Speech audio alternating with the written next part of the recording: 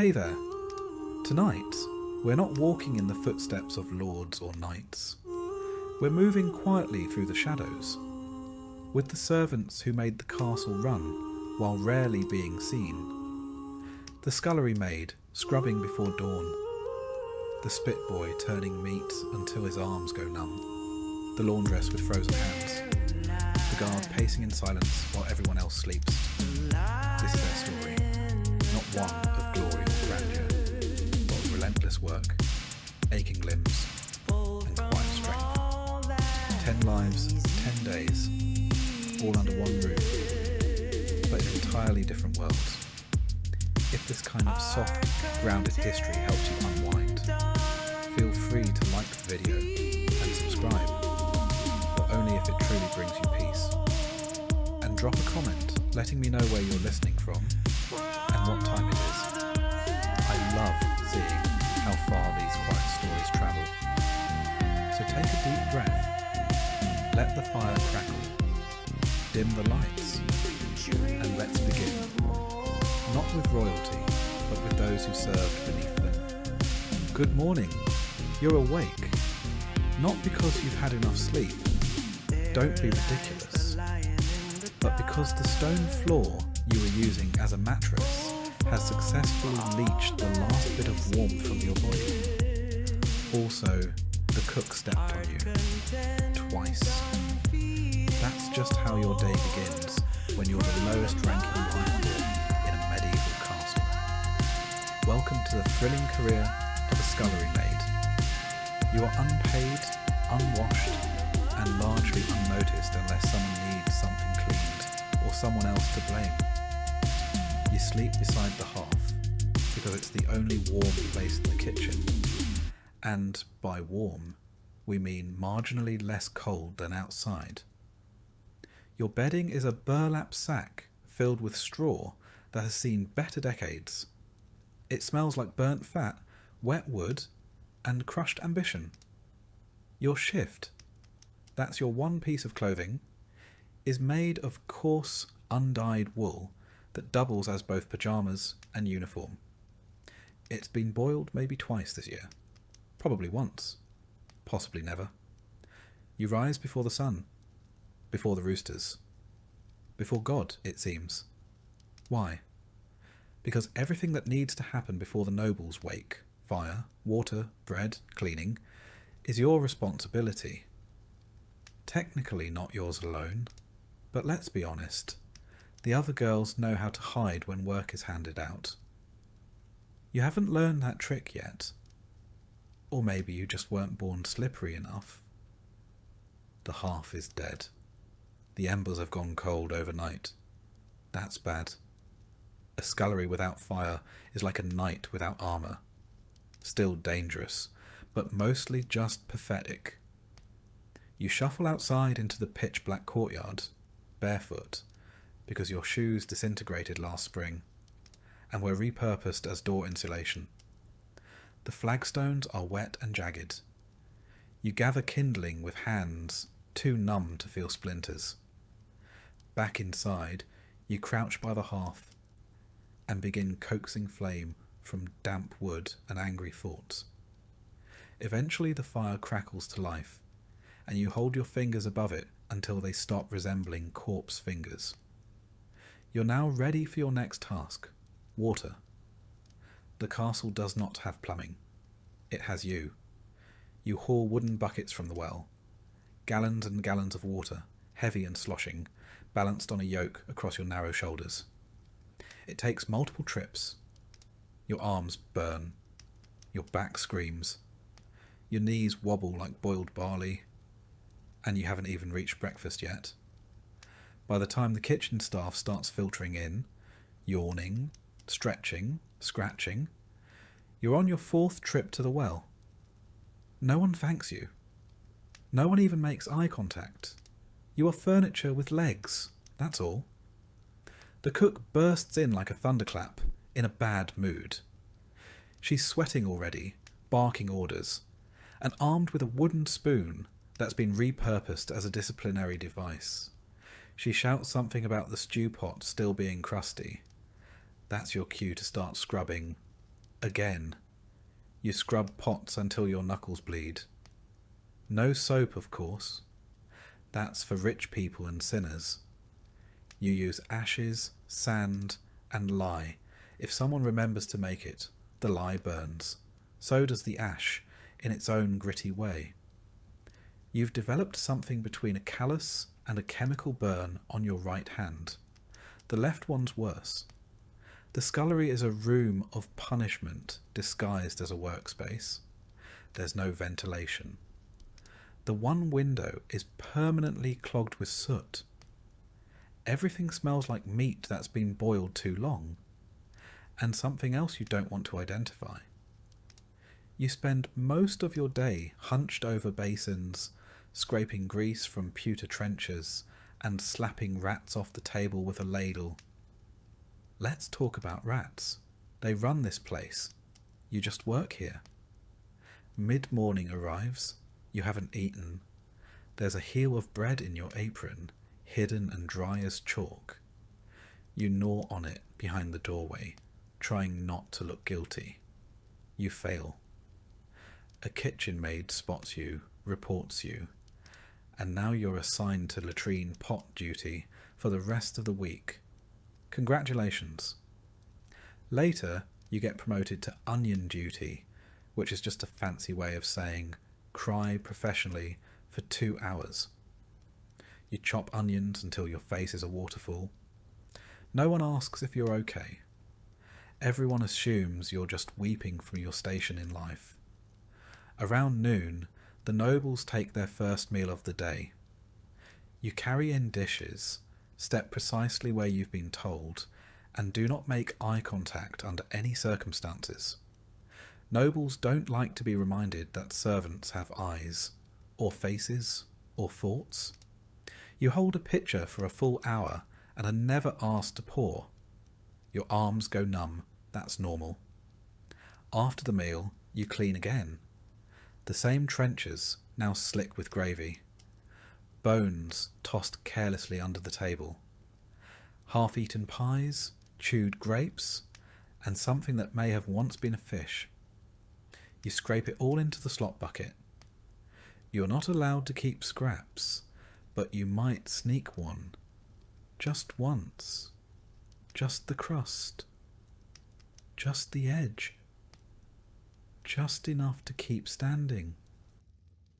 Afternoon blurs into evening. You haul more water. You peel more roots. You mop the floor. You sweep the hall. You get blamed for the dog vomiting in the solar, even though you've never even seen the solar. Doesn't matter. You are there. Spiritually. As the sun sets, dinner prep begins. It's louder now. Hotter. The hearth is blazing, smoke filling the rafters. Someone drops a pot. The cook screams. A fire nearly starts. You slap it out with your apron and keep moving. You're allowed to eat again, this time from a shared bowl passed between 5 girls. The stew is mostly liquid. A floating root, a grain of barley, and a suspicious chunk that might be squirrel. Doesn't matter. You eat it. It's food. Finally, dinner is served to the nobles. You stand nearby again, a background character in someone else's pageant. Your feet are soaked. Your back is locked. You haven't spoken in hours except to say, "Yes, cook." "Sorry, cook." Or, "It won't happen again, cook," whether or not you know what happened. Night falls. Dishes again. More scrubbing. Bones stuck to the pan like medieval cement. Your hands are shaking now. Not from cold. From exhaustion. You're dismissed with a grunt. You crawl back to your sack near the hearth. The fire has dimmed to glowing embers. You press close to the stone for warmth. Your tunic is still damp. You smell like smoke, onions, and fatigue. Someone's already asleep beside you. Someone else is crying quietly. You don't ask who. You don't want to know. You lie there for a moment, not asleep, not quite awake, thinking about what came before this. You didn't choose this life. No one chooses to be a scullery maid. You are born into it. Your mother worked in the dairy until her back gave out. Your aunt did laundry until she caught fever from the river. Now it's your turn. You're part of the great medieval inheritance, suffering passed down like a ladle. There's no path up. You don't become a cook. You don't marry the steward. You don't get promoted to lady's maid and learn embroidery under soft candlelight. That's fiction. You grow older. Your hands get worse. Eventually, you're too slow to scrub the pots, and they replace you with someone younger, cheaper, and less likely to fall asleep standing up. So, you pay attention to the little things, the rhythm of the kitchen, the shifting alliances between servants, the unspoken rules of survival. Never correct the cook. Always share the driest part of the bread with the girl who's bleeding. Stay out of the steward's way. If you hear a noble's footsteps behind you, move immediately or risk being trampled, physically or socially. There's gossip, of course, the only currency the servants have. Someone swears the chamberlain is sleeping with the lady in waiting. Someone else says he's in love with the choir boy. Someone saw the knight with the red beard eat 5 figs and throw up into his own helmet. That one is probably true. When there's a wedding or a feast, it's chaos.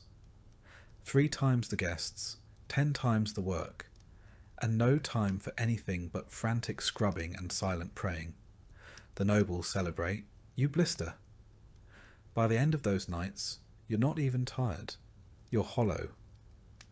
And then there's winter, the worst of it. You work through your own cough, your own fever. You wear the same shift for weeks, layered with scraps.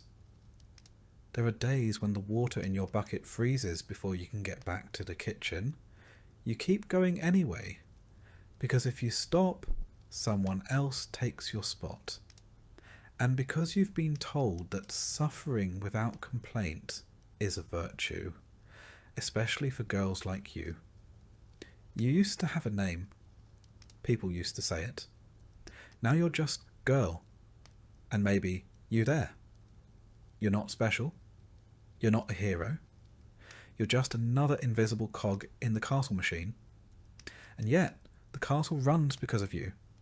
Because you get up before the sun. Because you know how to quiet a squeaky hinge with goose grease. Because you remember which bucket is clean and which one holds the mop water.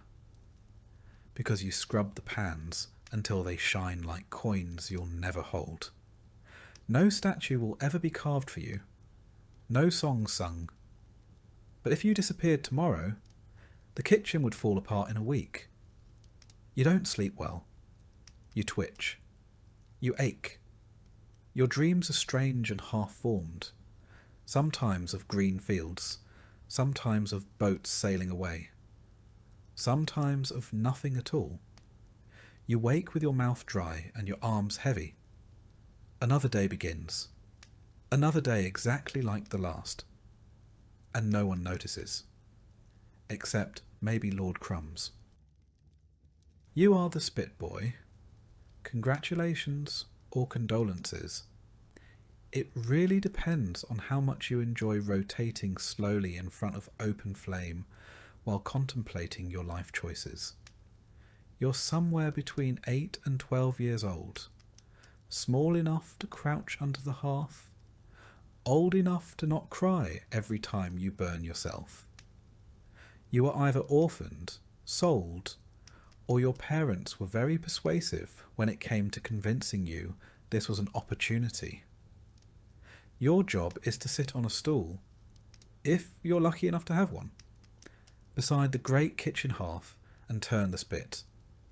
All day, slowly, clockwise mostly, until someone tells you otherwise. Sometimes you're told to stop.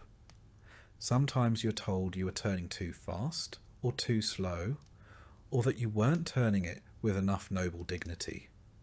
Once, someone accused you of cheekiness because you blink too often. It's hot. Hot in a way that feels unnatural. Like living inside a loaf of bread that's halfway through baking.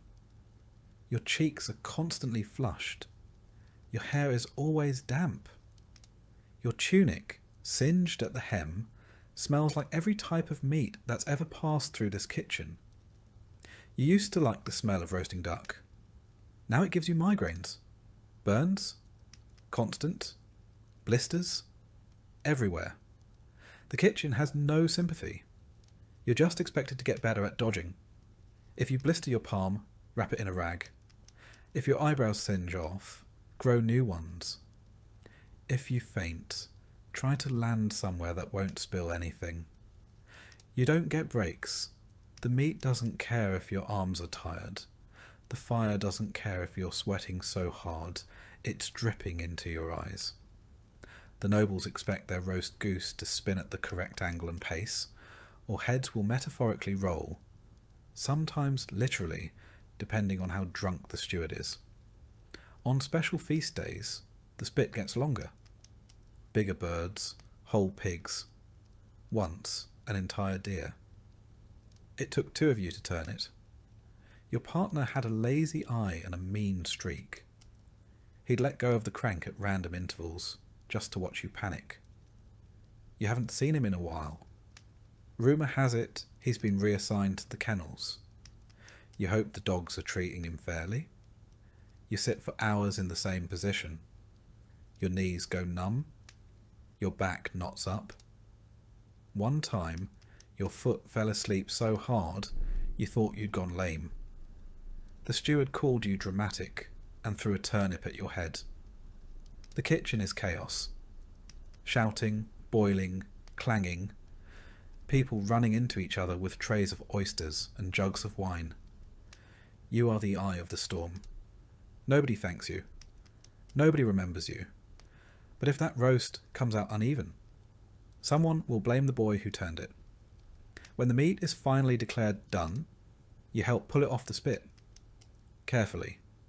The fat sizzles. The grease drips. If you flinch, you get scolded. If you hesitate, you get slapped. Then it's on to the next roast, or the stew, or the pies, or the boiling cauldron that smells like fermented onions and despair. You don't really know what time it is, ever. Your entire life is firelight and hunger. Sometimes, if you're lucky, someone throws you a bone, literally, not a metaphor. A half-gnawed bone with just enough meat on it to pretend you had lunch. You eat it in the corner with your hands, hunched like a little animal, and then go back to turning. By late afternoon, the fire has turned your cheeks red, and your lips dry and cracked. Your hands are black with soot. You've inhaled so much smoke that you cough like someone 4 times your age. You're still rotating. You hear the sound of plates clattering, and nobles laughing in the hall above. You'll never go there. You're not allowed. That room is clean and bright and full of soft chairs and white bread. You exist so they don't have to. Eventually, the feasting ends. That doesn't mean you're done. It means you now get to help carry trays of half-eaten meat back down to the kitchen. You don't get to eat it. You carry it. You scrape bones into a slop bucket, rinse goblets, and drag the roasting spit into the scullery for cleaning. It's heavy. Your shoulder aches. You pretend you don't feel the blister bursting under your palm. Someone shouts that the Lord wants a roast prepared for his hounds. You start the process all over again. The dogs will eat better than you tonight. Again. It's late now. Your tunic is stuck to your skin. Your hair is stiff with grease. Your hands are shaking, and not just from fatigue, from hunger too. You finally get a bowl of pottage. It's thin, just boiled grain and a few soft turnips. You slurp it down in the corner. You don't talk to anyone. There's nothing to say. Everyone's too tired to pretend they're people. You clean the tools. Dull knives, the spit, the hooks. Everything must be spotless before the steward's rounds. If he finds a smear of fat, you're scrubbing it with your own spit. If you're lucky. If not, you're on floor duty in the Lord's privy the next day. Night settles like smoke. The kitchen quiets. The last pots clatter into place. The cook finally stops yelling. You sit near the dying fire, too sore to lie down, too wired to sleep. A rat crawls past. You don't flinch. You're too tired to care. You think about your old life before the castle. You were a shepherd's son, maybe? Or your parents ran a mill? Maybe they still do. Maybe they forgot you. Or maybe they were just desperate. One less mouth to feed. There's no path out of this. The best you can hope for is that your burns heal properly and that your back doesn't twist too early. If you're lucky, maybe you'll graduate to assistant cook by age 20. If you survive that long. Winter is especially cruel. The castle walls are thick, but the draught still cuts through like a blade. Your station by the hearth should be a blessing. Warmth, light, fire. But it's not warmth, it's exposure. One side of your body roasts, while the other side freezes. You rotate like the meat. A human kebab of fatigue and frostbite. You don't have proper shoes. You wrap your feet in scraps and try not to stand in puddles.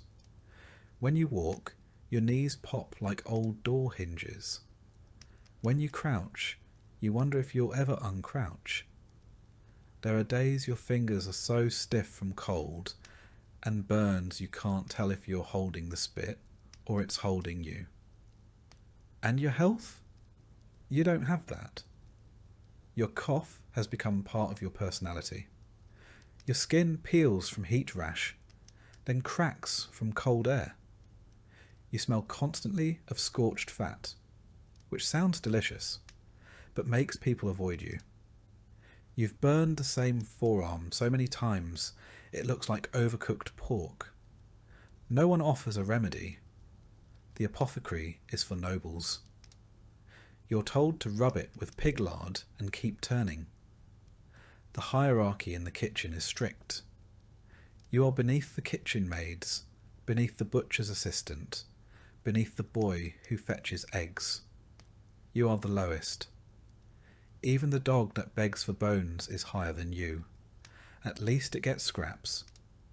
Sometimes the steward nods at you. That's the highlight of your week.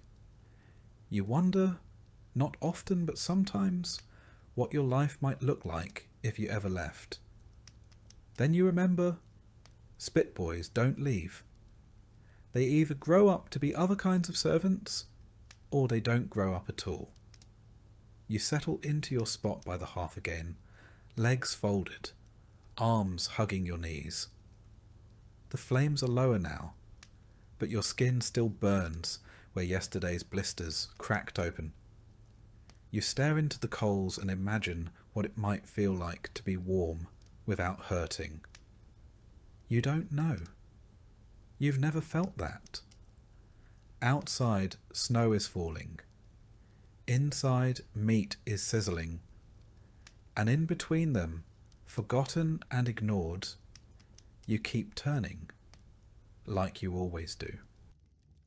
You know how every castle or town needs someone to deal with the human waste? That's you. You're a gong farmer, which is a polite medieval way of saying professional human filth remover. If it goes in the chamber pot, you take it out. If it ends up in the latrine, you get it back out again. You are the bottom of the bottom, scraping the literal cesspit of society. And somehow, it's a real job. One that paid better than some others. But before you get excited, remember, It paid better because no one else wanted to do it. Your shift starts at night. Not because you're nocturnal, but because no one wants to smell or see you during the day. You're banned from public markets until you've bathed. Not that bathing helps. The stink doesn't wash off. It lives in your pores now. You're the reason people cross the street and pretend they didn't see you. Your tools, a rake, a bucket, and a shovel. Your uniform, layers of thick wool stuffed with moss and whatever you can find to try and block the smell. It doesn't work. The smell finds a way. It always does. Your job is simple. Go to the cesspits. Dig out the compacted, fermented, semi-liquid remains of everything the castle or town has flushed into the earth for the last 6 months. And get it out before it overflows into the streets. You climb down into the pit. Yes, down. Ladder optional.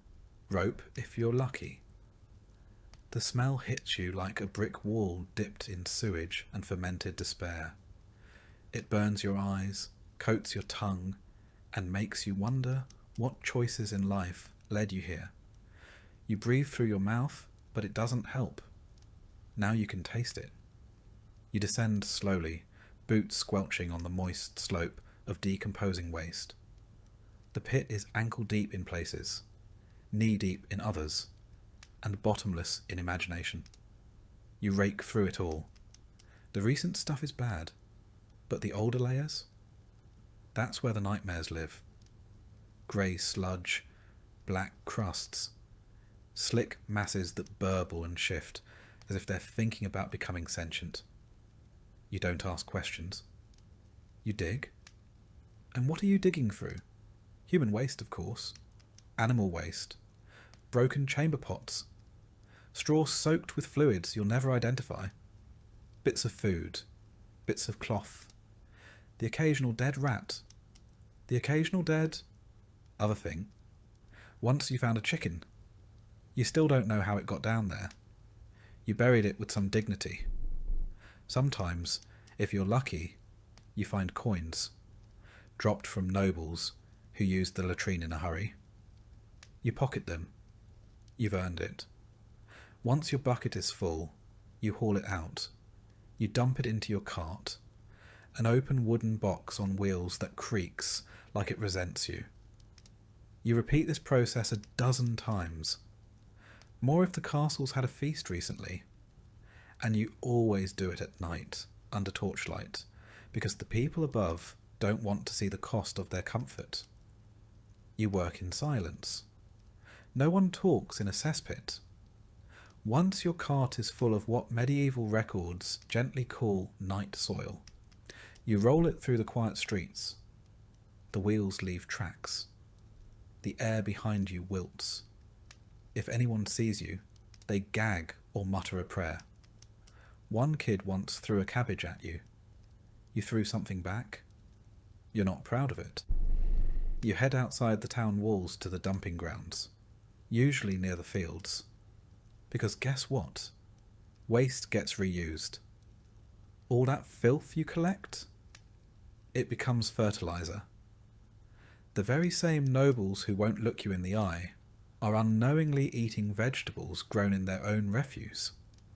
That's what you call medieval recycling. By early morning, you're done dumping, but not done working. You return to clean your tools, which means rinsing them in a pond that's already halfway ruined. You wash your boots, your clothes, your hands. It doesn't help. The stink clings. Your neighbours can always tell what shift you've worked. Some won't sit near you at meals. Some won't even share a table. You try not to let it get to you. You tell yourself it's honest work, important work. If you stopped showing up, the entire castle would flood in filth within the week. You're not a hero, but you're what stands between society and ankle-deep disaster. You eat alone, most days. Your bread tastes like ash. Not because it's burned, just because everything smells like ash, and worse now. You drink ale because the water's not safe, and because, frankly, being sober around your own job is a kind of masochism. Winter is the worst. Not because it's cold, though it is, but because everything freezes. The waste freezes. Your hands freeze. Your breath turns to steam, and then to regret. You've got to hack through icy crusts with a shovel just to reach the warm, steaming horror beneath. It's the only time you'll ever see something warm and be upset about it. Summer isn't better. Summer bakes everything. The stench gets airborne. Flies swarm. Wasps show up for reasons you don't understand. You sweat so much it soaks through your shoes. You've tried everything to mask the smell. Vinegar, crushed herbs, even rubbing yourself with mint leaves. All it does is make the stench floral. People joke about you behind your back. Smells like a gong farmer is an insult. Some people assume you're stupid. You're not.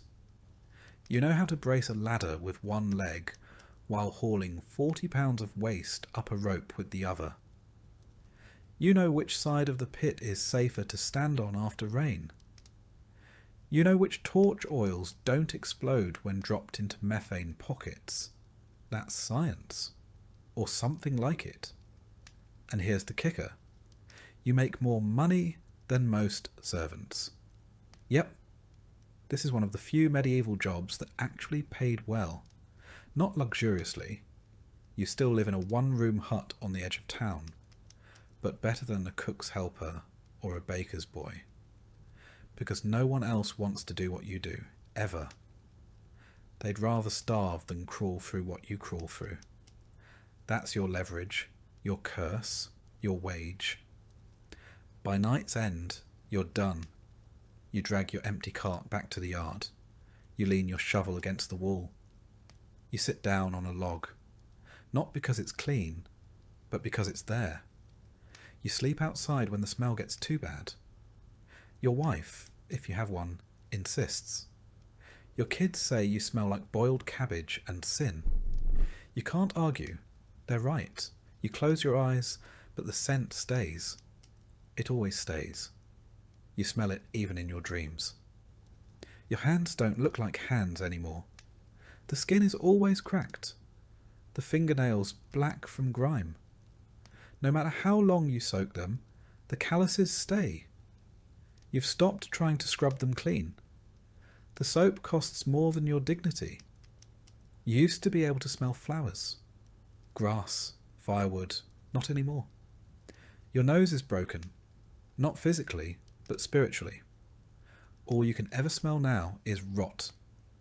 If a cart of apples rolled past you, you'd think they'd gone off.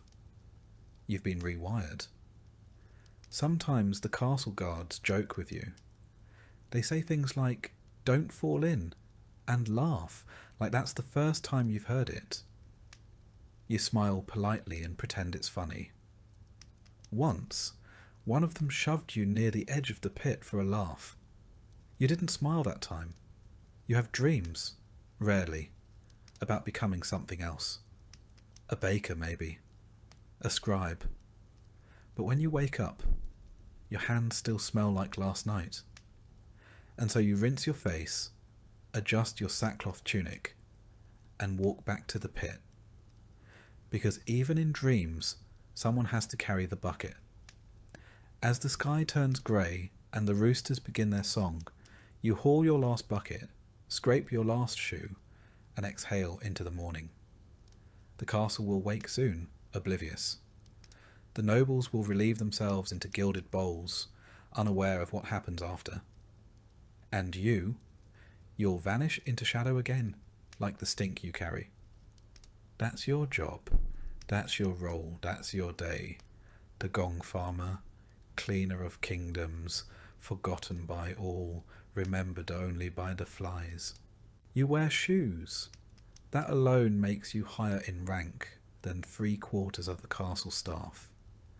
They're stiff leather, curled at the toe, and they squeak when you walk, which is unfortunate, because silence is part of your job.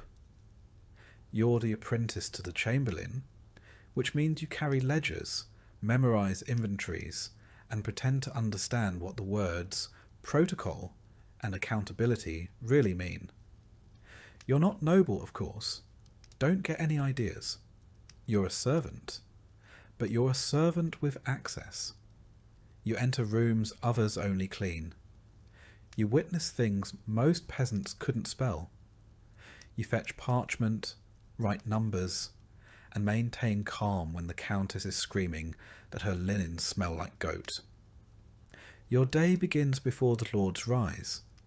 You wake in the servants' hall near the good fire, the one not used for cooking rats or heating piss buckets. You splash water on your face, comb your hair with your fingers, and brush your tunic clean with your own sleeve. Presentation matters. First task, candles. You walk the long hallways replacing the stubs with fresh tallow tapers. Beeswax is for the chapel and the great hall only. Everyone else gets the cheap stuff that smells faintly of sheep. As you move from room to room, you know anything out of place. That's your second job, to notice. If the salt cellar is low, you write it down. If the wine stock is 2 casks short, you investigate. If the chamber pot in the guest room is full, you find someone else to deal with it. You delegate downward. It's tradition. The chamberlain is already awake, of course. He never sleeps, or so it seems. He's a narrow man with a sharp nose and sharper expectations. He smells faintly of ink and dried lavender. His robes are always spotless, and he always knows when you've made a mistake, sometimes before you make it. He speaks in lists. 2 bolts of woolen broadcloth, 4 barrels of lamp oil, 1 visiting friar with dietary demands bordering on heresy. You nod, write it all down, and pray you don't spill ink again. Last time you did, he made you recopy an entire month's ledger by candlelight, while the steward watched and chewed pickled herring directly into your ear. Your job is part clerk, part courier, part scapegoat. When the linens go missing, it's your fault. When the firewood is damp, it's your fault. When the lord's hunting dog defecates in the guest stairwell, somehow, still your fault. Mid-morning is for inspections. You follow the chamberlain through halls and chambers like a silent, scribbling ghost. He taps walls, lifts bed covers, tastes wine, sniffs rushes. You nod and record. You try not to sigh. Once you caught yourself yawning and spent the rest of the day organising dry peas by size and colour. You envy no one in this castle, except maybe the cook's dog, who at least gets to bark without consequence. Lunch is not a break. It's a logistical nightmare. Who eats what, when, and where? And who is seated 2 spots away from whom, so no one accidentally reignites a blood feud over pigeon pie. You carry seating charts, correct titles, and gentle reminders that Lady Cressida is no longer speaking to Lord Alric since the Lent wine incident. After the meal, the chamberlain reviews accounts. You sit across from him in the solar, reading aloud each line item. Wax, fish, salt, horseshoes, ink, wool, barley, mead, soap, barley again. The list never ends. Occasionally he asks you for the weight of a cask, or how many loaves can be cut from a stone of flour. If you hesitate, he raises 1 eyebrow. You'd rather be slapped. Then come the visitors, nobles from another estate, a wandering knight, some distant cousin who's somehow always between holdings. They arrive with trunks and egos and dietary needs. You show them to their chambers and take careful notes on what linens they receive. Not because anyone will thank you, but because someone will absolutely blame you when they vanish. You're also responsible for the castle's keys, or more accurately, for fetching them. The armoury key, the wine cellar key, the upstairs wardrobe key that fits nowhere but is still important. You carry them in a pouch tied tightly to your belt, and you touch them reflexively like prayer beads. Losing them would be a career-ending scandal, possibly a beating, possibly exile, possibly worse, permanent latrine duty. By late afternoon, the lists have turned to logistics. A shipment of salted herring is late. A bolt of velvet has gone missing. A priest drank too much and is asleep on the chapel floor. The kitchen is out of vinegar. The stables need more hay. The steward has opinions.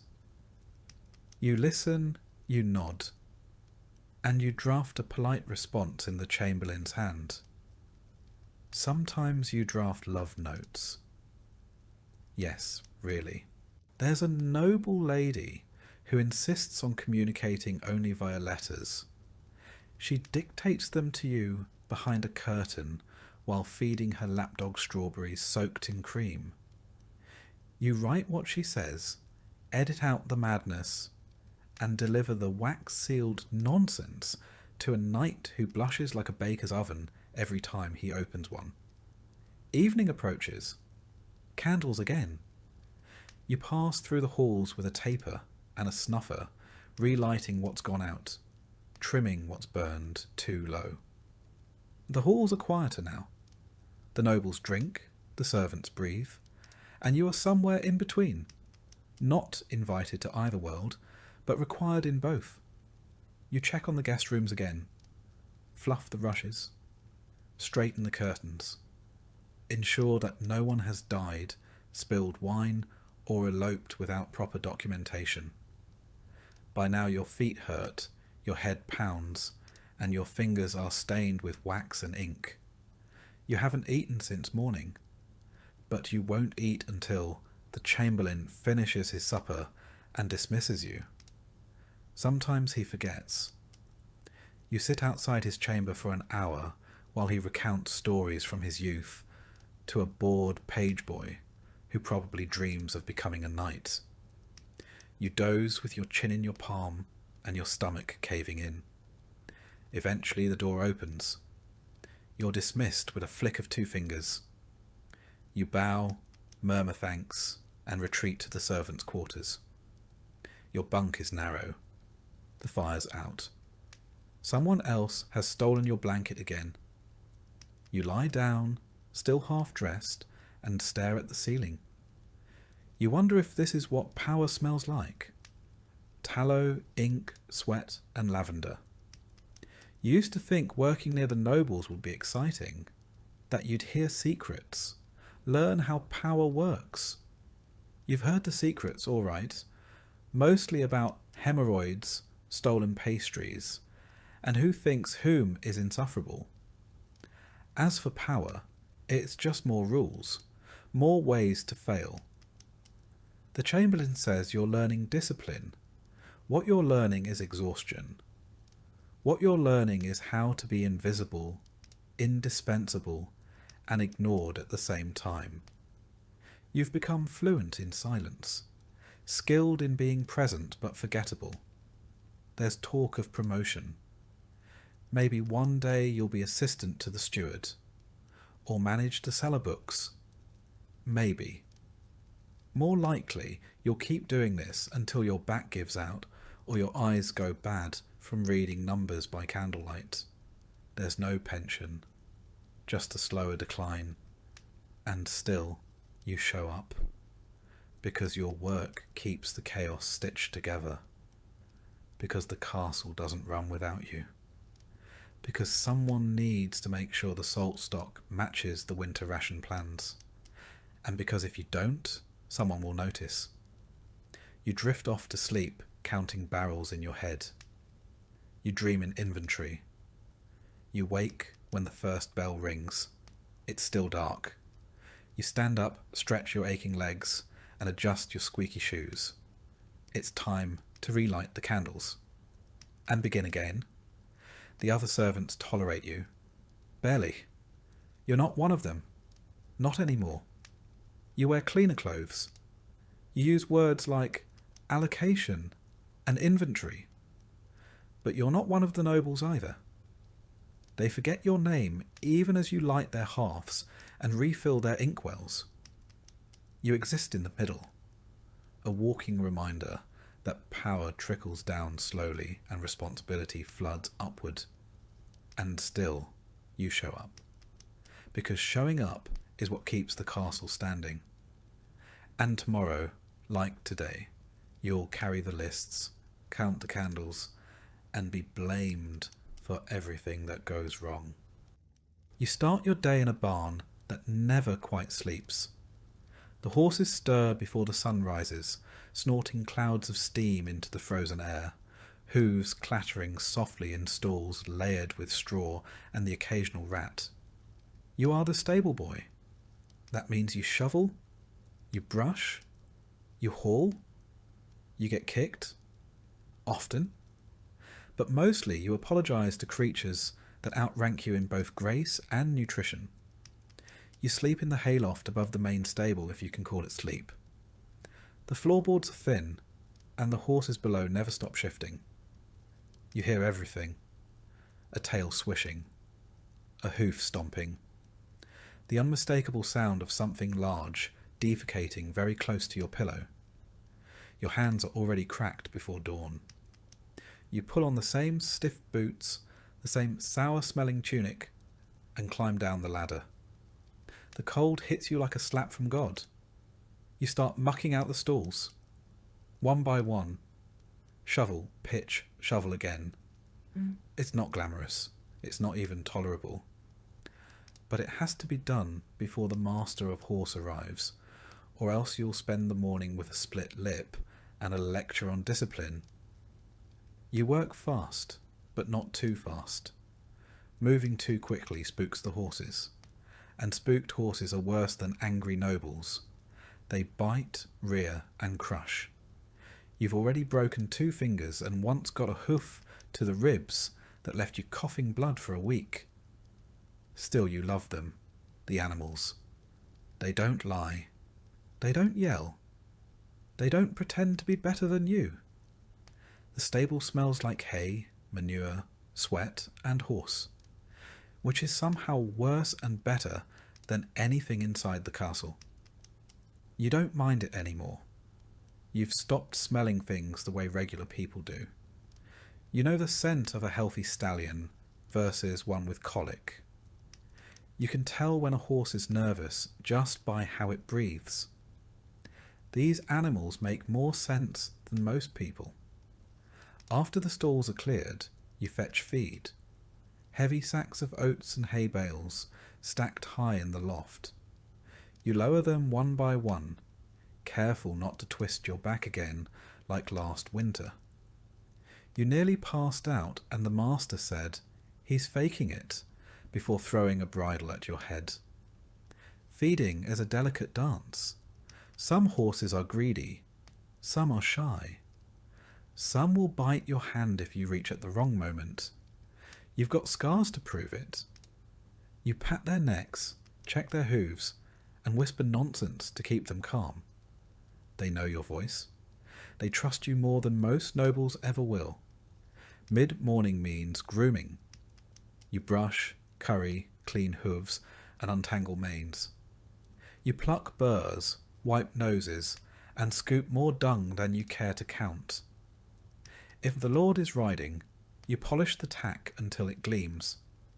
Not because he'll notice, but because the master of horse will. And if anything is amiss, it's your hide that gets tanned, not the leather. Sometimes the nobles bring dogs into the stable. Hunting dogs. Loud, twitchy things with more pedigree than sense. You clean up after them too. No one ever says thank you. When the lord decides to ride, and he always decides last minute, everything changes. The stable turns into a whirlwind. You saddle his best gelding, the one that doesn't like to be touched. You check the straps 3 times. You wipe the bit with a cloth. You make sure the stirrups are exactly how he likes them. Too short, of course. Because fashion over function is eternal. Then you stand aside, quiet and invisible, while he mounts. If the horse fidgets, it's your fault. If he slips in the mud, it's your fault. If he falls and breaks a nail, it's probably still your fault. You'll hear about it for weeks. In the meantime, you fetch fresh water, sweep the yard, and stack more hay. The smell of leather and sweat clings to your skin. Your shoulders ache, your arms throb. You've pulled muscles you didn't know existed and bled in places that shouldn't. You get a break sometimes, but it's not restful. You sit on a stool, sip warm ale from a tin cup, and stare at the dust motes drifting through the air like exhausted ghosts. You don't talk. Your jaw hurts from clenching it. Your body hurts from existing. But the horses still need brushing. In winter, it's worse. Your fingers go numb even inside gloves. The troughs freeze. The breath from the horses steams in the cold like dragon smoke. You break ice with a hammer just to get them a drink. Sometimes you wonder if anyone inside the castle even knows the stable has no insulation. In summer, you're a walking blister. You sweat through your tunic, your shirt, your soul. Evening arrives with flies. Clouds of them. They gather in the corners of the stable, buzzing like tiny curses. You swat them away half-heartedly while cleaning out the last stalls. One of the older mares has soiled her bedding 3 times today. She's nervous. Bad weather is coming. You feel it in your joints, the way the air shifts. You know before the sky even darkens. You sweep again. You rake again. You scrub the troughs with a fistful of straw and an old brush that lost its bristles 2 years ago. No one replaces it. No one notices but you. The master of horse checks in one last time. He grunts if he's pleased. He yells if he's not. You've learned to measure your day in the distance between his voice and your face. You sneak a few carrots from the feed room. One for the grey mare, who doesn't bite. One for the chestnut, who only bites strangers. They nuzzle your hand with soft velvet noses. It's the closest thing to affection you get. When the sun goes down, you climb the ladder to the hayloft again. Your bed is a pile of rags and straw. It smells like mildew and saddle oil. You lie down in your clothes. There's no point undressing. You'll only have to put it all back on in 5 hours. You listen to the horses breathing. You listen to the wind pressing against the wooden slats. You count hoofbeats in your dreams. You'll be up before dawn. Again, no one at court knows your name. They call you boy, even though you're nearly 17, and your back creaks like a drawbridge. When you pass in the halls, they wrinkle their noses. Not because you're rude, but because you smell like a life they don't want to imagine. Still, some nod. The kitchen maid leaves you crusts. The blacksmith grunts a greeting. Once, a knight gave you a silver coin because you calmed his stallion before battle. You still have it. You don't plan to spend it. It's proof that you're not invisible. You're not stupid. You know you won't rise high. There's no ladder from stable boy to steward, no horsebrush that turns into a sword. You're not going to become a knight, not even a squire. But you know animals, and that's something. You know how to wrap a wound, calm a foal, and spot a lame leg before it gets worse. You matter in a quiet way. You've seen what happens to boys who can't take it. They leave, or break, or disappear one night after a whipping. No one asks questions. You do your job and keep your head down. In bad weather, the stables leak. In summer, the hay rots. In winter, your breath ices on the rafters. But the horses are still there, waiting, breathing, trusting. And that's enough. Not always, but most days. So you close your eyes, listening to the weight of hooves in straw, the creak of wood, and the soft breath of creatures that never judged you. Tomorrow it starts again. You are the stable boy, and the horses need you. You don't stay for the praise. There isn't any. You stay because the horses know your voice, because they nicker when they hear your boots, because in a world full of orders, lies, and punishments, this is the one place where you're trusted, not for who you are, but for how you move, how you speak, how you listen. And that kind of trust, that's rare, even in a castle. You wake up with a paw in your mouth. Again, it belongs to a turnspit dog, short-legged, long-bodied, vaguely miserable, like a sausage with trauma. He's sprawled across your straw pallet, snoring softly, his fur matted with kitchen grease, and what might be duck fat. You don't mind. He's warm. And honestly, he smells better than most of your co-workers. You're the turnspit dog keeper, which means you are the invisible, overworked, underfed bridge between noble cuisine and the medieval animal treadmill. Yes, that's a thing. The dogs run, the spit turns, the meat cooks, and someone has to make sure the dogs don't die, snap, or sit down mid-roast. That someone is you. Your shift begins before the fire's even lit. You get up, stretch your back until it clicks, and immediately step in something wet. Hopefully water. Probably not. The dogs are restless. They know what's coming. You haul the first of them from the pallet. A stubborn mutt named Snipe. He bites you. Lightly. You deserve it. He's been on spit duty 3 days in a row. You rub his ears, mutter an apology, and lead him into the kitchen. The fires are already smoking. The cook is yelling about Swan again. You open the turnspit wheel. It looks like a hamster wheel, if hamsters weighed 30 pounds and had job-related trauma. Snipe crawls in. You latch the gate behind him. He starts walking. The spit begins to turn. The roast, boar maybe, begins to spin. Now you watch. You time, you bribe, you beg. The trick is keeping them moving without pushing them too hard. If the dog slows down, the roast cooks unevenly, and the cook throws things.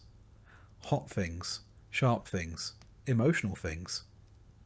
If the dog stops completely, the spit jerks, the meat slips, and you spend the rest of the morning being told that you've ruined Christmas. It's May. There are 4 dogs. You rotate them like wheels on a cart. 2 on duty, 2 resting. But none of them really rest. They just whine, twitch, and gnaw on old bones in the corner, while you rub their legs and whisper encouragements like you're raising canine gladiators. You clean the wheels too. Not because anyone tells you to, but because they squeak loud enough to make the cook's temples throb. You learnt that lesson last month, when a squeal mid-banquet earned you a ladle to the forehead. Sometimes the Lord himself walks through. He doesn't speak to you, just nods vaguely toward the meat and compliments the earthy flavour. That's your sweat, and probably some dog hair. You're welcome. Feeding the dogs is another gamble. They're not supposed to eat scraps from the noble table, but you do it anyway. No one wants to run on an empty stomach, and dried peas aren't exactly performance fuel. So when no one's looking, you slip them bits of goose fat or crusts soaked in gravy. They love you for it, until one of them bites your thumb off, which almost happened last week. burns are common. Your forearms look like parchment. The kitchen is a furnace.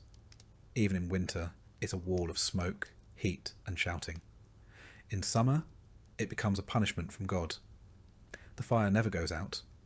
Not really. Even at night, it smoulders. And you sleep nearby, just close enough to be useful, just far enough to be forgotten. You've inhaled so much ash that your snot comes out black. Your cough sounds like a dying bellows. Your eyes are permanently red, which at least hides the tears. You used to think dogs were cheerful, loyal, friendly. Now you know better. These are working dogs, bred not for companionship, but for endless mechanical endurance. They don't want affection, they want your bread. And if you're late feeding them, they organise a rebellion. You once walked into the wheel room to find 3 of them sitting in a circle, chewing your shoe. No one taught you how to train them. You just learned by trial, error, and blood loss. You keep a stick nearby. You don't like using it. You really don't. But sometimes they refuse to run. Sometimes they dig in their paws and stare at you with the eyes of an animal who knows it's part of a joke it can't understand. You've named them all. Snipe, Button, Maud, Guts. Guts is the mean one. He only likes you when you feed him bacon grease. Otherwise he growls like a brewing storm and snaps at your ankles when he's off duty. You think he sees the world the same way you do. Tired, greasy, and full of smoke. Once, a noble child wandered into the kitchen. She pointed at the dog wheel and said, "Look, a spinning puppy." You smiled. Then her tutor yanked her away and glared at you like you'd exposed her to something indecent. You didn't say a word. You never do. At some point, you realise your posture's changed.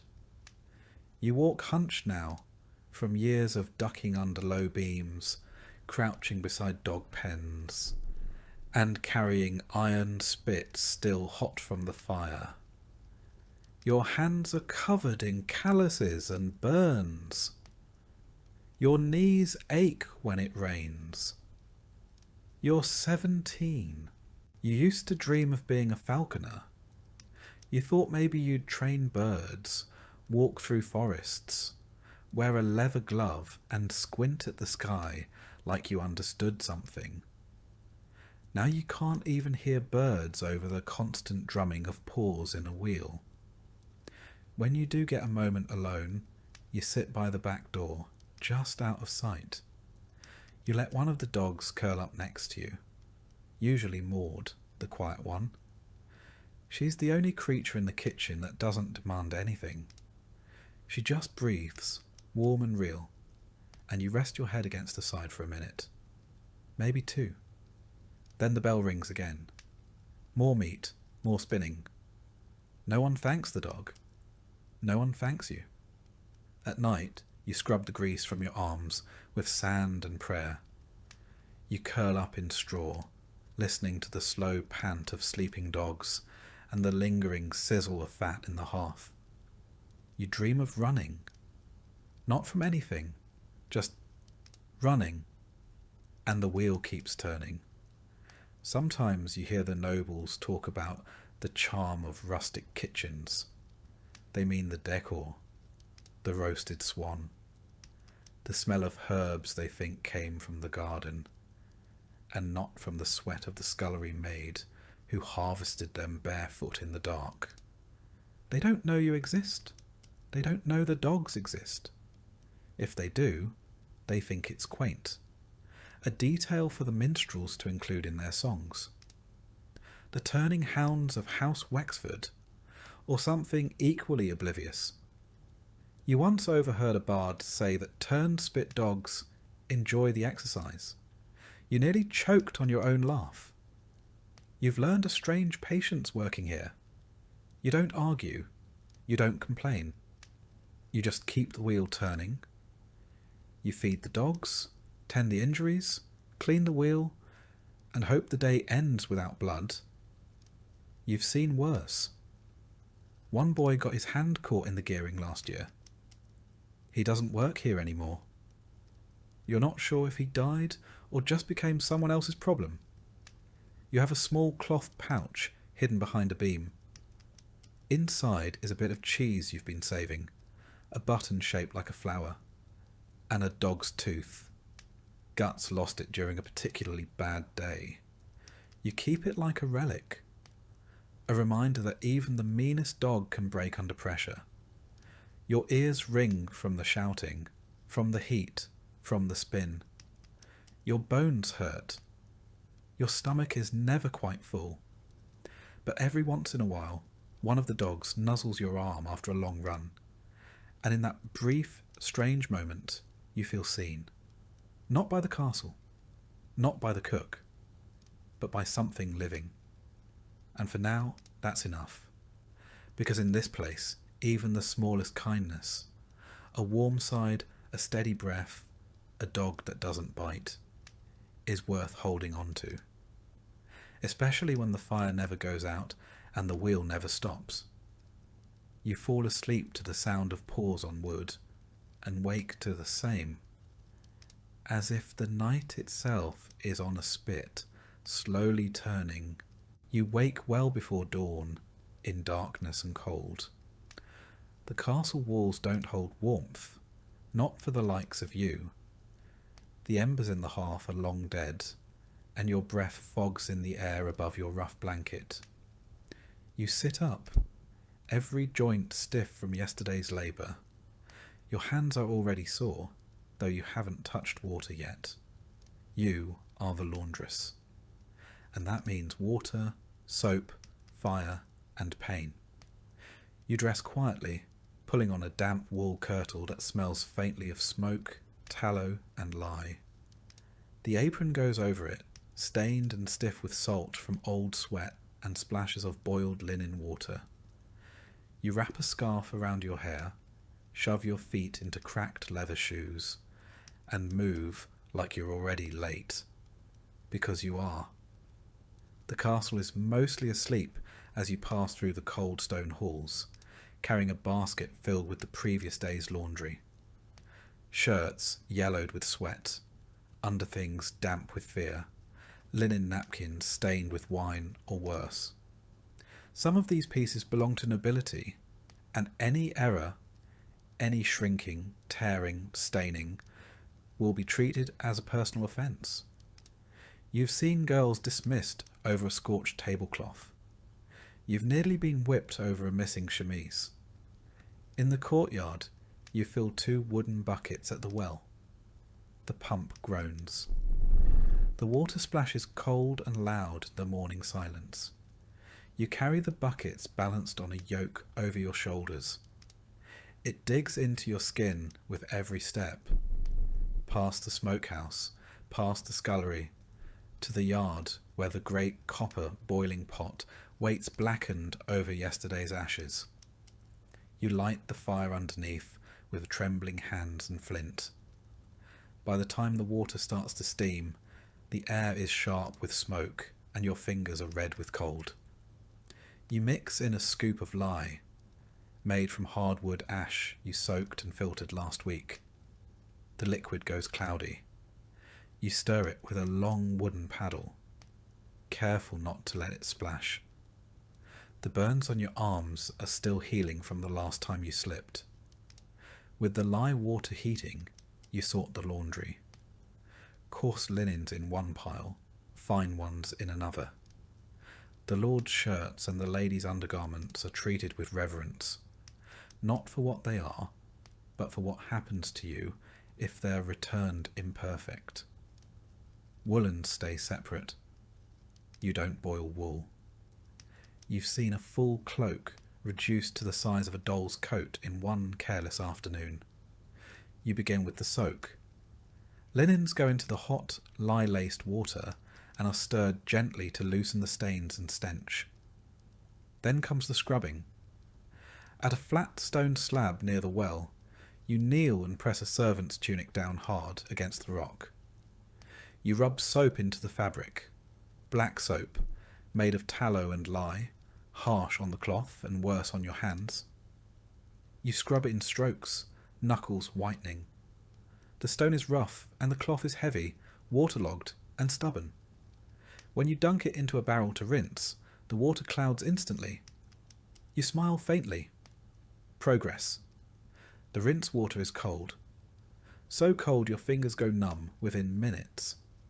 You work anyway, switching hands, clenching them to keep the blood moving.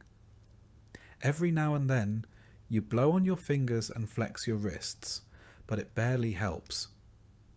You think of other women, the scullery maid, the wood carrier, and know they're cold too. It doesn't make you feel better. It just reminds you you're not alone. Once the worst of the dirt is out, you haul the linens to the stream that runs behind the outer wall. There, in the shallows, you beat the larger items, sheets, tablecloths, with a wooden paddle. You swing and smack and swing again, the water splashing up your sleeves. Every blow knocks out dirt. Every splash soaks your skin. You can barely feel your knees in the mud. Around you, a few washerwomen from the village do the same. No one speaks. No one needs to. The only sound is water, wood, and the occasional sigh. When the linens are beaten, rinsed, and twisted dry by hand, a process that leaves your shoulders screaming, you drape them over bushes or on long ropes strung between trees. In summer, they dry in the sun. In winter, you hang them near the hearth, praying they don't catch fire. Damp fabric and open flames make uneasy neighbours. You tend the fire again, check the boil, stir the next batch, fetch more water. You lose track of time in the repetition. Haul, soak, scrub, wring, hang. By midday you can't feel your forearms. By afternoon, your lower back is a knotted rope.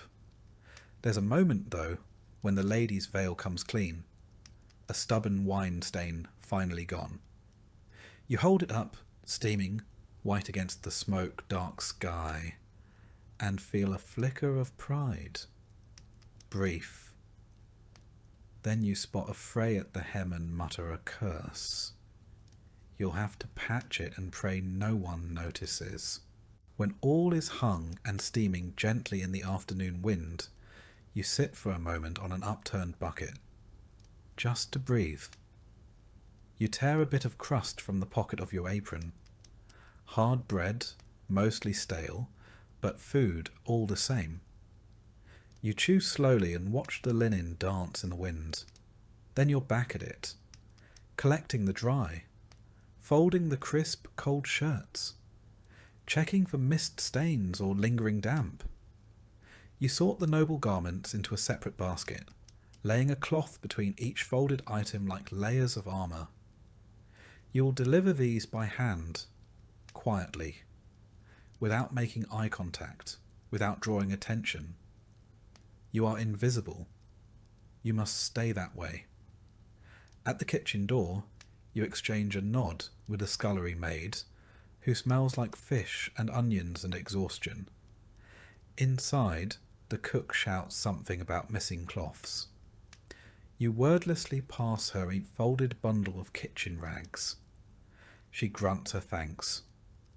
You leave before she can remember your name. The last stop is the Lord Solar. You knock. A servant answers. You hand him the basket with a practised bow. He doesn't thank you. He closes the door. Your hands are raw. Your neck aches. Your back feels twisted. But nothing is stained. Nothing is missing. That means today was good. You return to the laundry yard to put out the fire, empty the tubs, and rinse the soapstones. A sheet has blown loose and lies half in the mud. You grab it before anyone sees. It's only a little dirty. You'll wash it again tomorrow. You don't complain. There's no point. At last, just as the sun begins to set behind the battlements, you sit again, this time longer. You hold your hands out, toward the fading warmth of the fire and feel the pain pulse back into them. Your nails are chipped. Your fingertips are peeling. But they still work. In your apron pocket, you carry a scrap of linen, a torn piece from a ruined towel. You've been sewing it into a handkerchief in quiet moments. There's no time for that tonight, but just knowing it's there gives you something that belongs only to you. You eat in the servants' hall, pottage, bread, warm ale. You eat quickly, quietly, eyes low. Then you return to your pallet near the chimney. Your shift is over. Tomorrow will be the same. Water, soap, fire and pain. But tonight you sleep. When all is hung and steaming gently in the afternoon wind, you sit for a moment on an upturned bucket, just to breathe. You tear a bit of crust from the pocket of your apron. Hard bread, mostly stale, but food all the same. You chew slowly and watch the linen dance in the wind.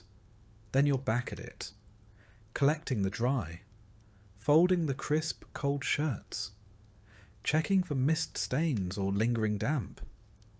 You sort the noble garments into a separate basket, laying a cloth between each folded item like layers of armour. You will deliver these by hand, quietly, without making eye contact, without drawing attention. You are invisible. You must stay that way. At the kitchen door, you exchange a nod with the scullery maid, who smells like fish and onions and exhaustion.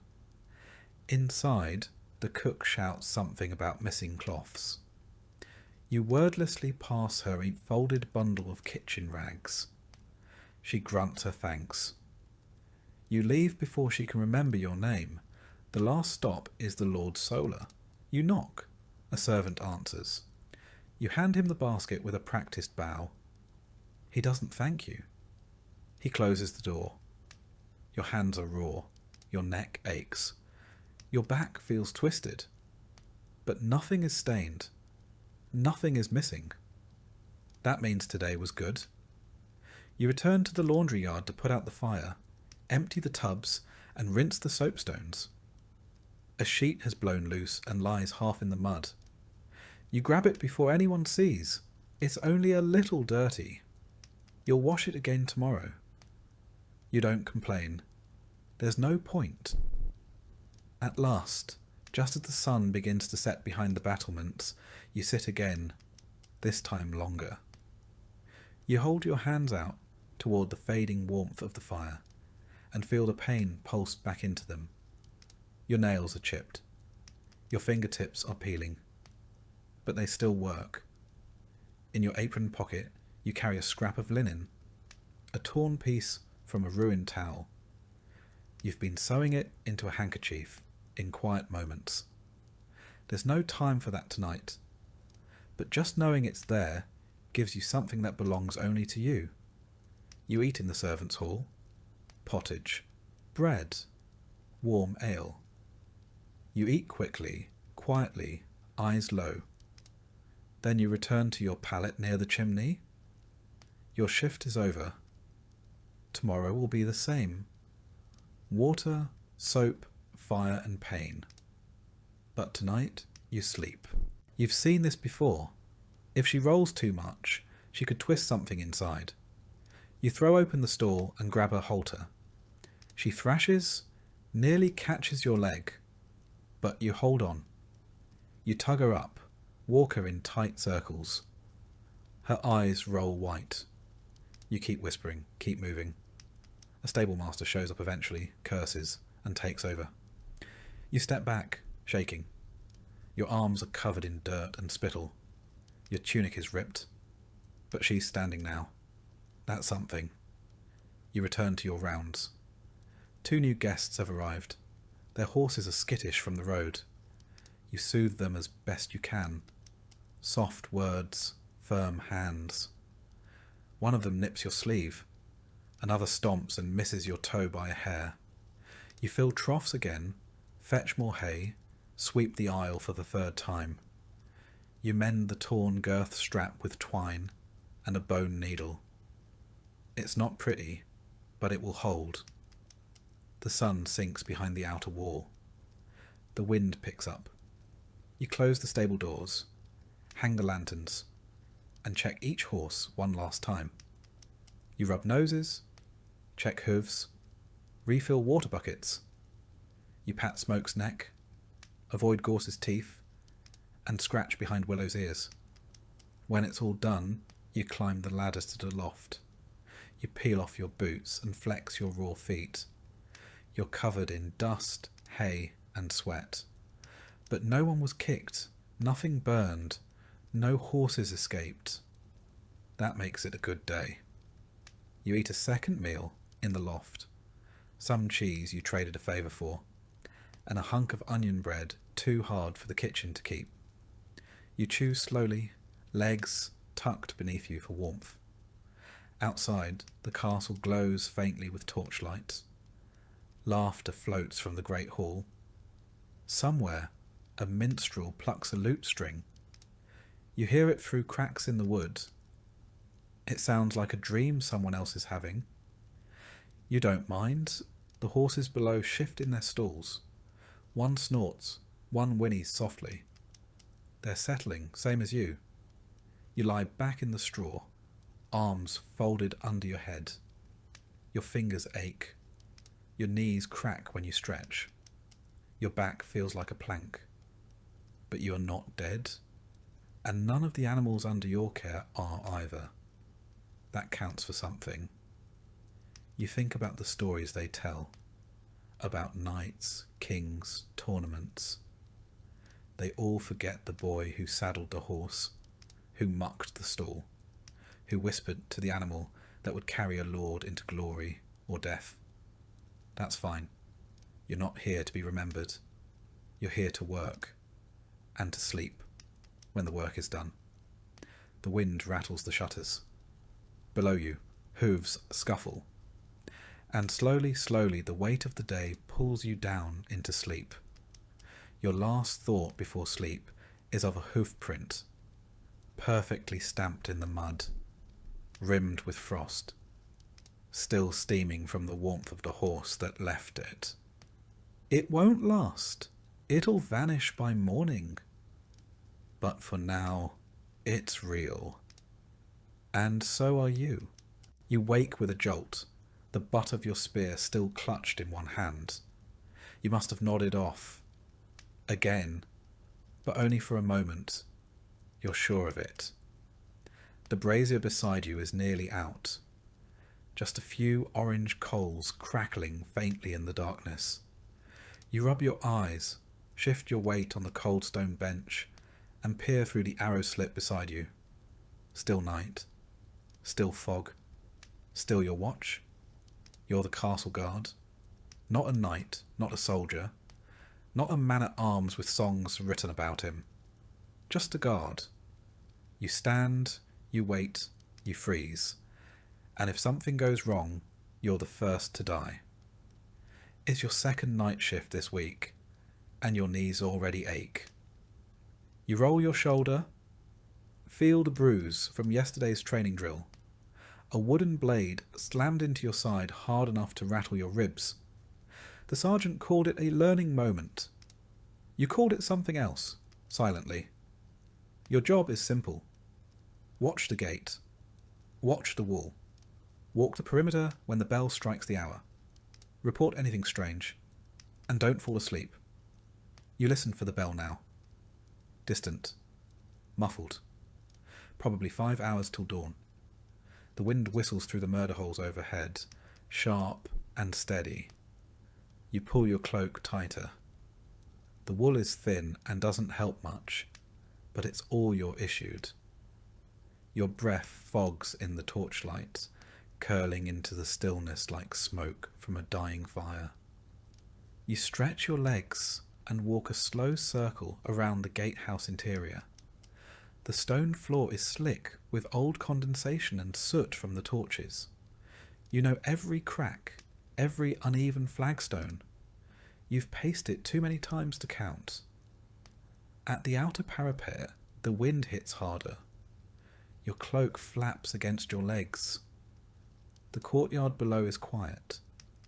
A lone dog sniffs around the kitchen door.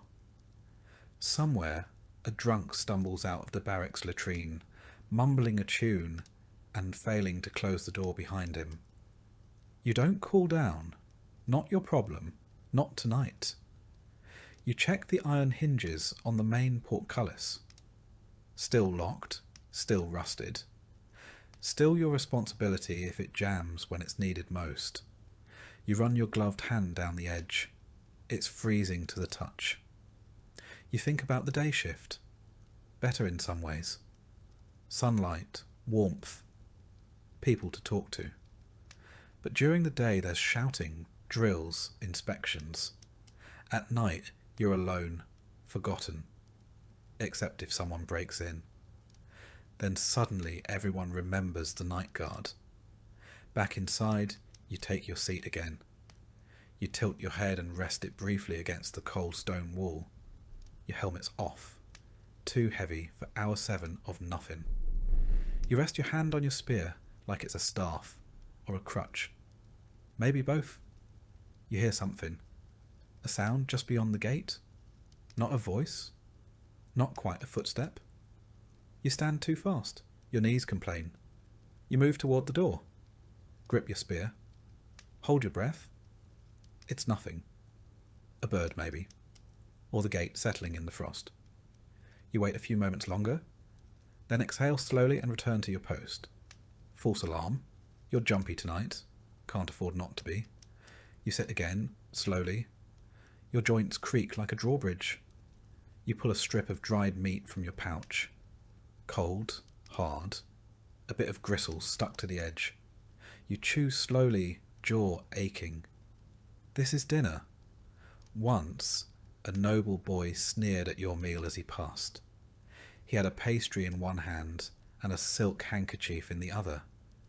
You didn't say anything. You just kept chewing. That's what guards do. Keep chewing. Keep watching. Keep standing. Until they don't. You remember your first winter watch. Toes numb for days. Fingers purple. Skin cracked and bleeding. You learned the trick of wrapping wool inside your boots, layering grease cloth under your gloves. It helped. A little. Midnight bells toll. You stand and make your round. From the eastern tower to the west, past the armoury, past the chapel. You pause there. Light flickers in the chapel window. The priest must be praying again.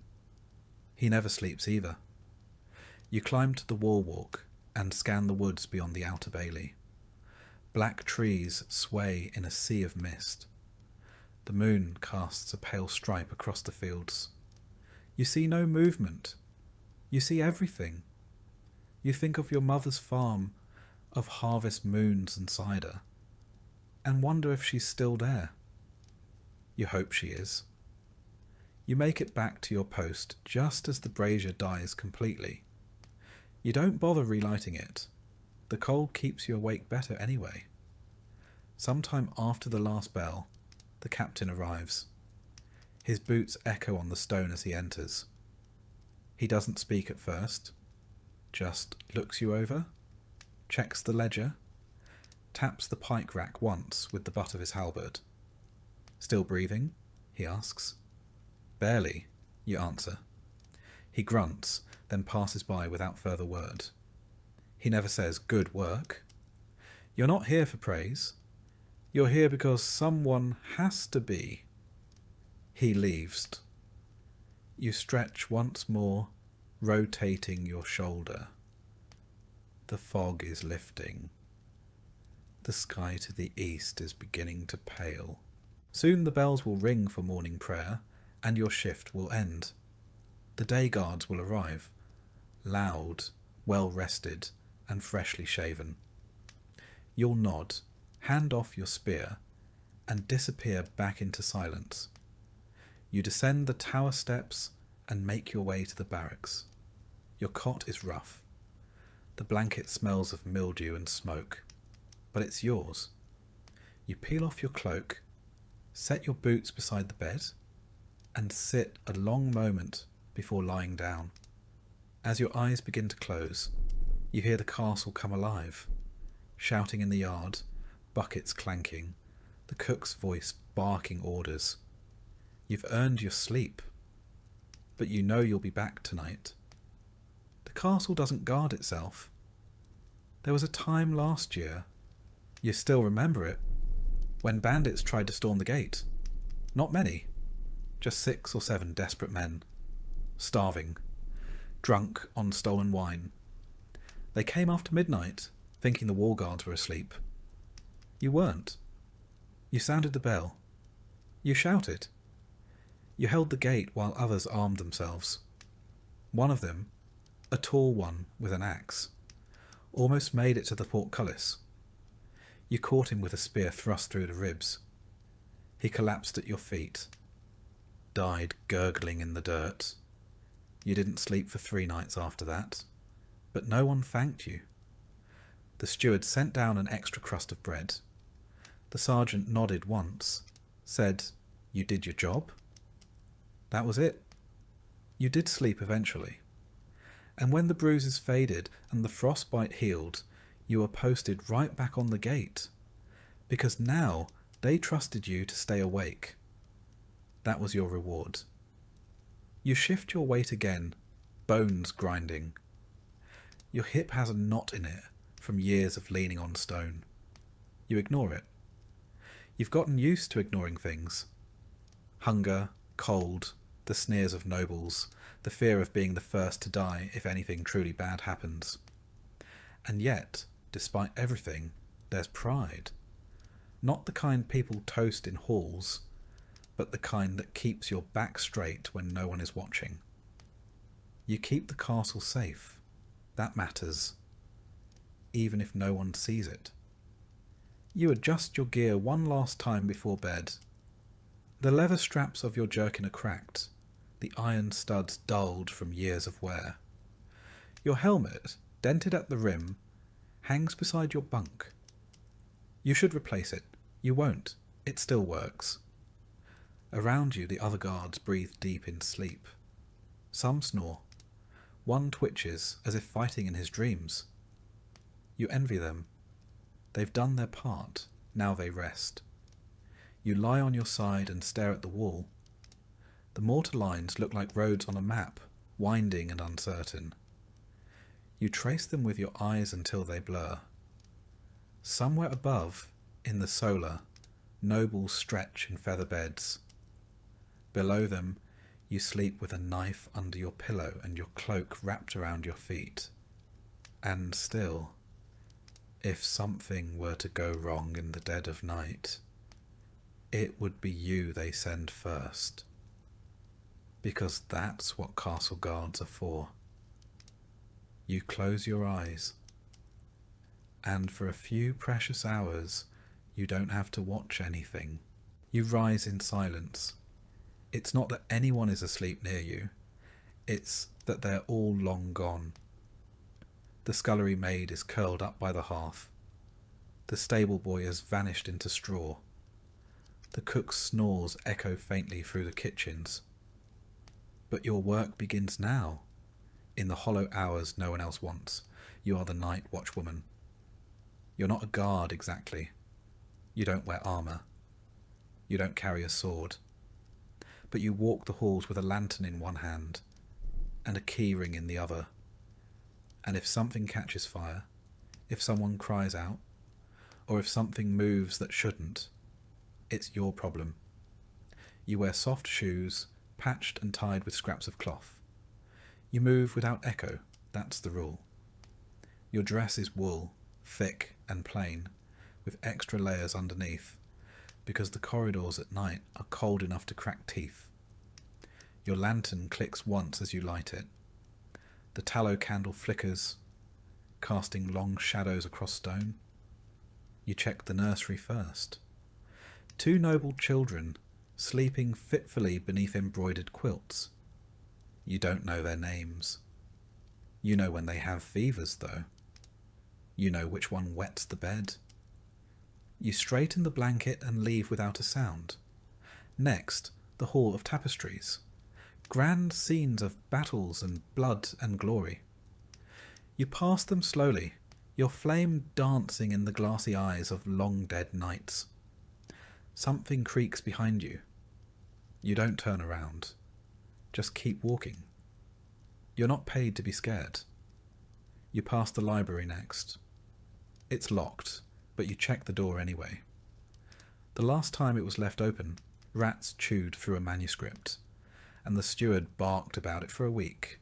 You jiggle the handle. Firm, you move on. The chapel is quiet. A votive candle still burns at the altar. You pause to snuff it, not out of irreverence, but caution. Last winter, a stray ember nearly caught the drapes. You touch the iron candlestick to make sure it's cold, then continue. You climb a narrow stairway, lantern held high. Your legs ache. This is your third round tonight, and the castle isn't small. You walk with purpose, not hurried, not slow. Your ears stay sharp. You hear the creak of wood, the scuttle of mice, the faint drip of condensation off stone. You know every sound the castle makes. What's normal? What isn't? In the east wing, you find a window open. That's not right. It's latched from the inside during supper hours, and no one has reason to open it now. You set your lantern on the floor and close the window quietly. You don't report it. The steward doesn't believe in ghosts. You do. You check the laundry room next. Rows of steaming linens hung from rafters earlier are now stiff with cold. You tug one cloth down, a noble's cloak. Someone left it too close to the wall torch. The hem is singed. You sigh. You'll fix it yourself before anyone notices. You take the cloak with you, folded under your arm. You'll mend it in the still hour before dawn, when the fire is low and your fingers shake from exhaustion. The kitchen corridor is next. A pot left on the hearth still steams faintly. You lift the lid. Onion broth, thin and sour. You dip a crust of bread into it, careful not to take too much. Just enough to feel like a person again. You don't eat with the others. You're not on their schedule. No one saves you a plate, but you've learnt which shelves hide a wedge of cheese or a shriveled apple. The cook pretends not to know. Maybe she pities you. Maybe she once walked these same halls. You check the stair to the Lord's solar. You do not go up. You're not permitted. That's where the other world lives. The world with feather beds and warmed slippers and voices that ring with command. You just watch it from below. You head toward the servant dormitory. A baby cries behind one door. You knock gently. A mother opens, bleary-eyed. You pass her a flask of warm water. She nods, thanks you without speaking. You leave her to it. Sometimes, when the castle sleeps, the walls feel alive. Not haunted exactly, but heavy with all the lives passing through them. The floor beneath your feet was scrubbed by 1,000 women before you. The stone arch above you was carved by someone who's been dust for centuries. You don't feel small, you feel connected. That's what keeps you moving. You take your final round just before dawn. The lantern is low now. You tilt it to coax out more light from the stub of candle, but there's not much left. The flame flutters, casting dancing shadows along the hallway walls. You pass through the lower storerooms, eyes peeled for anything out of place. This is where the rats come, where a spark could start a fire that would eat the whole castle. You pause by the armory door. It's cracked. That's wrong. You step inside, heart quickening. You don't have a weapon, just your keys, just your voice. You scan the racks. Swords, pikes, axes, all accounted for. You check the back wall. Nothing. No one. A draught must have nudged the door, or someone left it unlatched. Still, you shut it firmly and slide the bolt home. Back at your seat near the kitchen hearth, you finally let yourself rest. You set the lantern beside you, unwrap the cloak you carried, and pull out needle and thread. The mending takes time. Your stitches are slow, but even. You've done this before. You finish just as the bells toll for morning prayer. The castle stirs. A door creaks. Someone groans. Another day begins. You fold the cloak.